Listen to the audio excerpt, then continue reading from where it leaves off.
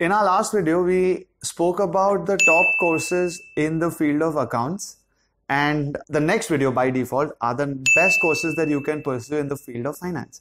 So in this video, we're going to go through the details of what kind of qualifications you can and should pursue, why you should pursue some of them, are they the right fit for you, and what's the future if you go about with this route. Also, guys, at the end of this video, I'm going to tell you all about a couple of creative solutions, combinations which you guys can pursue and the benefits of them. So if any of these courses make sense to you, wait till the end, see the combinations, and that might be the actual better option for you guys. So option number one, by default, I'm a little more biased towards it, but I would choose CFA, the Chartered Financial Analyst program. Most of us know that it's the number one course in the field of finance and investment management. It's a US based qualification, has tremendous scope in India. Most people who are either undergrads studying in college want to pursue this if they're in the field of commerce, or if you are a CA or at least a graduate and wanting to either shift into the field of finance or grow in the field of finance, you should look at CFA. Very powerful course. Again, as many of you all know, we've been counseling and training thousands and thousands of candidates for this course. So first of all, anything about CFA, I'll leave the number down below for you all to reach out to us. Coming back to you on a personal level, should you do CFA? If you are interested in the field of finance and financial markets and investments, and you want to get into what they call corporate finance, which is helping massive organizations make better financial decisions. Should you invest in this asset versus this strategy and those kind of things? CFA is it's an amazingly fun course to study because it's very application based, case study based, and it has value in the real world in India and overseas. So as an overall combination, CFA is really strong, and that would be option number one. Option number two is MBA in Finance. Now, as I've always said in multiple videos of ours, if you are going to pursue MBA, make sure that you guys pursue it either from the top 15 or top 20 max, top 20 institutions of MBA in India or overseas. Otherwise, do not pursue MBA. The value drops dramatically. You think you're doing something worthwhile, but most likely you are not. The kind of networking you earn in these kind of the OK MBA colleges and the placements is not as there is a radical difference between the top 20 versus the rest. So first of all, if you're going to pursue MBA in Finance, do it from the top 20. Otherwise, don't. If you do it from the top 20, MBA in Finance is superb. The ability to focus on core finance along with learning other aspects of business like strategy and operations and marketing and HR, you learn a lot of it while your core subjects remain finance, and that's really powerful because you can enter into the corporate world or the real world with complete understanding of business, of organizations from the standpoint of finance. You know how finance can help everything else and how everything else can help finance. You're not just deluded in saying that, oh, I only understand numbers. So MBA in Finance specifically from colleges like the IIMs are incredibly powerful. The time you should start it is probably a little later. Do not, if you're a commerce student studying BCom or BBA, don't get all excited and tell yourself that, oh, I'm going to study MBA in Finance for my 3 years of undergrad. I'll do nothing. I'll just start studying for my CAT or GMAT in my third year. That's a very lazy mentality where you, in your first year, have made a plan for 2 years later thinking that everything will go fine as per plan. If you're basically in your graduation era, focus on one of the other programs we'll be talking about and look at MBA as the next best thing. But eventually, if you're already a graduate and working, MBA might be a great option for you. Executive MBAs are really good nowadays. You can do so many of them online.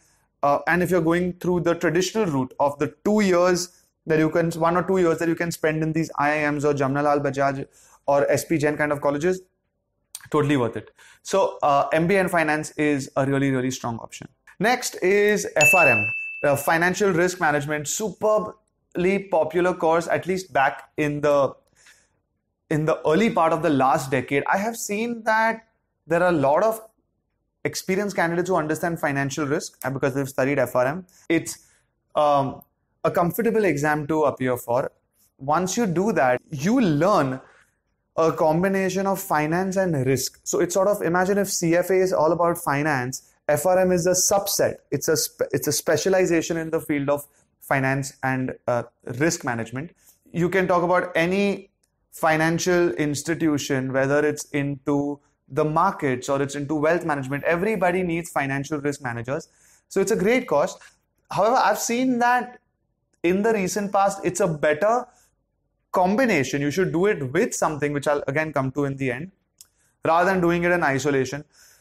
But that being said, FRM is a course you can do in your college. You can do it later if you realize it's a need for you to upskill yourself. And that's the reason that FRM is still available, still popular. It's a US-based qualification, which again makes it very powerful. But it should not be your only and primary go-to qualification. Next is CFP, Certified Financial Planner.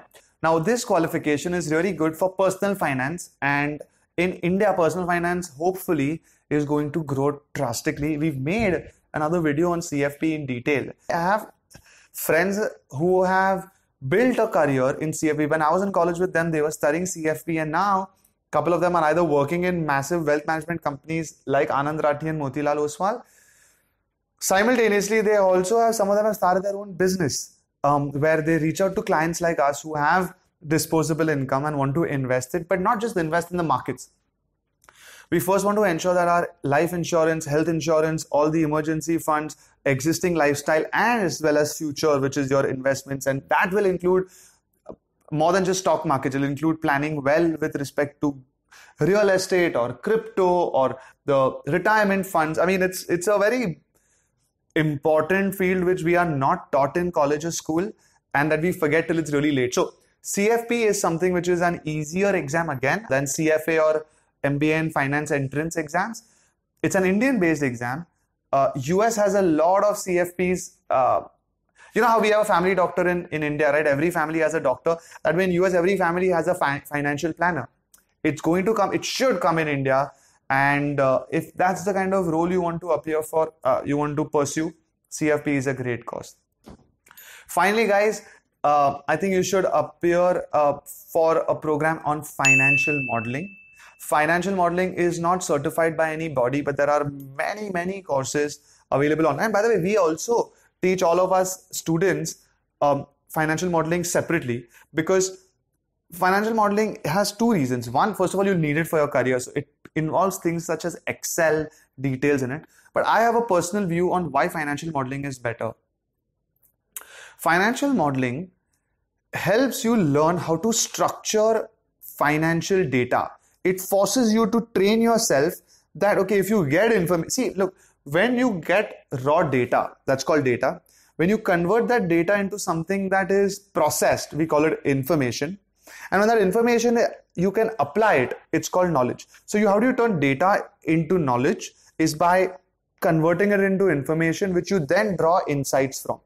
This process is not just for finance, it's for any form of data that is available in the world today. But for finance, financial modeling is a good way to go about that. So take up a course. Maybe if you're in your first year and you want to do CFA, you don't want to wait. Take up a 6 month financial modeling course. It will be worth it.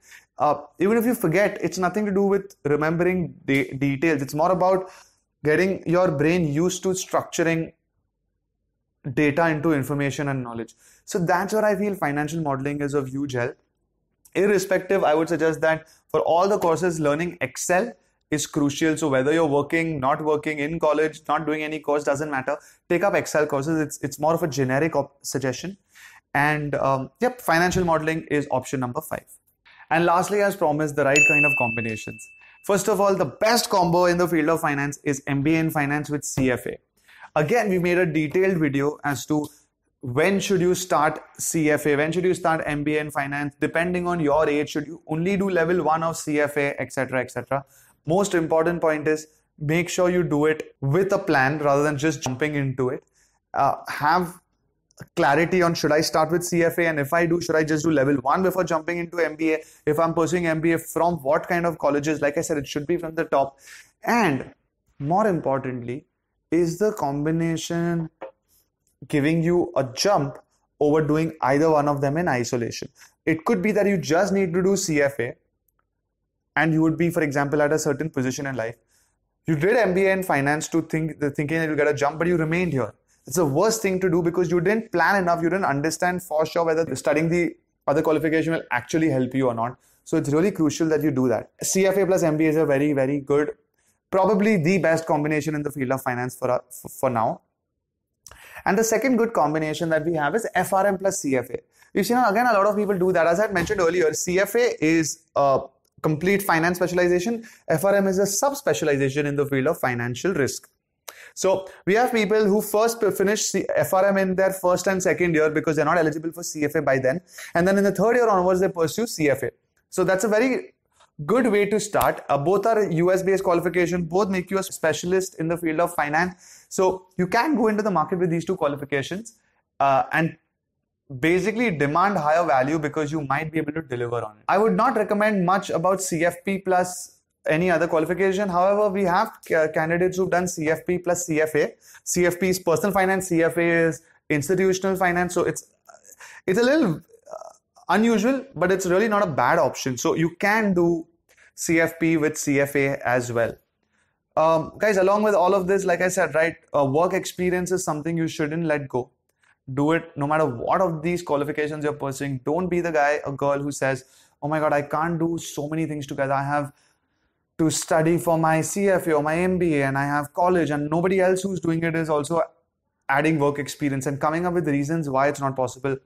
No matter what you're doing, 99% you will be able to work along with studies. So take that, the combination of maybe one or two of these qualifications with WorkX at a young age will be the reason that you propel yourself across the career amongst your peers. So with that said, if you're not already subscribed, please do share this with somebody who might benefit from this. And as usual, please like, share, and subscribe.